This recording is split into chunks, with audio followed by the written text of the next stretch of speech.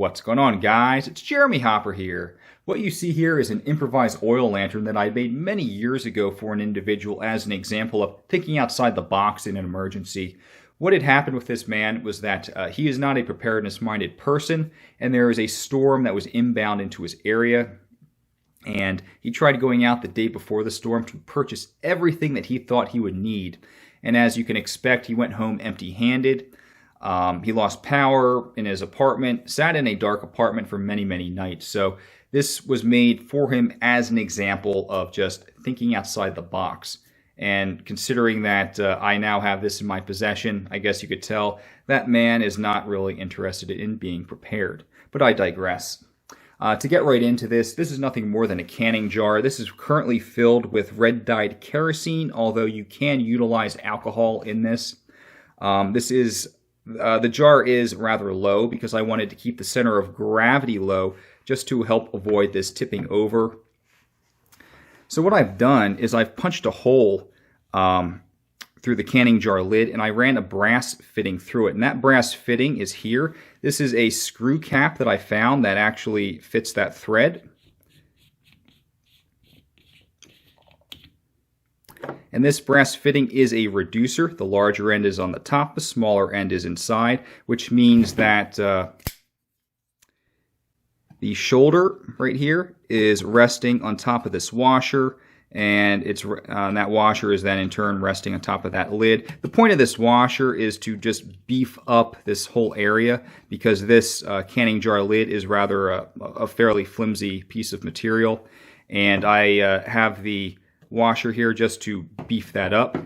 But that brass fitting does have a hole inside, and I don't want to tip this too far forward right now, but I do have a piece of cotton wick inside of it. So I will open this up. I'll leave that off for now. So I will open this up. And when you look on the reverse side, again, I have another large washer, again, to help beef up this area. And I found a small nut that fit that thread, and that's holding everything in place. And of course, the cotton wick or string is coming out, and it's sitting inside of the kerosene. And it's that simple.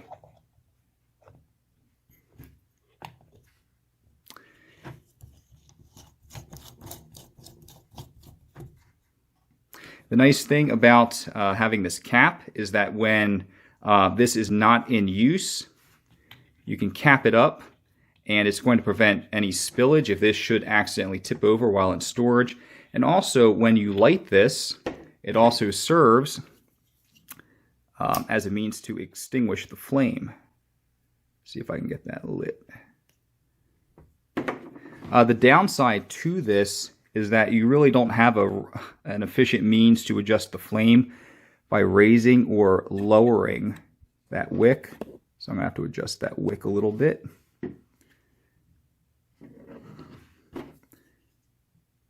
Hopefully that does not smoke too much. After adjusting the height of the wick with a knife blade, you can see this is burning reasonably well. It's giving off very little, if any, black soot. I will point out that this is not a powerhouse performer by any stretch of the imagination. It's not an optimal setup. The wick is not optimal to produce very efficient light output, but be that as it may, it's good for what it is, an improvised lantern, a means to provide light in an emergency should you not have other light sources available to you. And all of these components can be readily scavenged in an emergency. These are components that are not likely to be highly sought after during the initial stages of some big catastrophic event. But I have the cap right here, and we can utilize that to extinguish the flame. And this is ready for storage. Or when you need it, just unscrew it and go back and relight it. So with that said, I want to thank you guys for watching, and I will catch you in the next video. So long.